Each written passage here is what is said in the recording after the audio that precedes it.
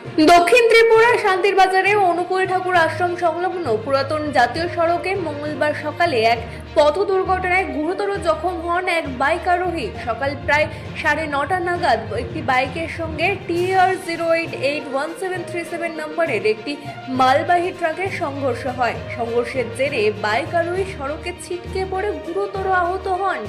খবর পেয়ে দ্রুত ঘটনাস্থলে পৌঁছে শান্তিরবাজার দমকল বাহিনীর কর্মীরা আহত ব্যক্তিকে উদ্ধার করে শান্তিরবাজার জেলা হাসপাতালে নিয়ে যান।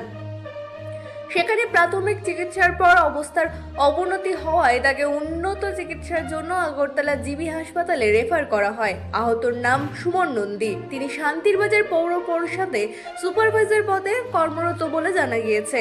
দুর্ঘটনার খবর পেয়ে ঘটনাস্থলে পৌঁছায় শান্তিরবাজার থানার পুলিশ। কি কারণে এই দুর্ঘটনা ঘটেছে তা খতিয়ে দেখা হচ্ছে। স্থানীয়দের একাংশের দাবি, রাস্তার মাঝে মালবাহী ট্রাক দাঁড়িয়ে থাকায় এই দুর্ঘটনা ঘটে থাকতে পারে। তবে পুলিশের ঘটনার প্রকৃত কারণ জানতে তার তদন্ত শুরু করেছে ইতিমধ্যেই। Bureau report, রাতদিন news network.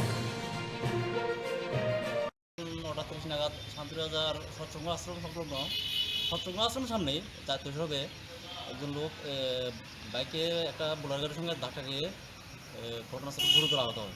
ওনাকে আমরা উদ্ধার করে শান্তিবাজার জেলা হাসপাতালে নিয়ে যাই। ওনার নাম সুমন নন্দী। উনি শান্তিবাজার পৌরসভাতে চাকরি করতেন সুপারভাইজার হিসাবে। আর গাড়ির নাম্বারটা হলো TR08D 1737 নাম্বারের একটা বোলার ট্রাকের সঙ্গে ধাক্কা খায়।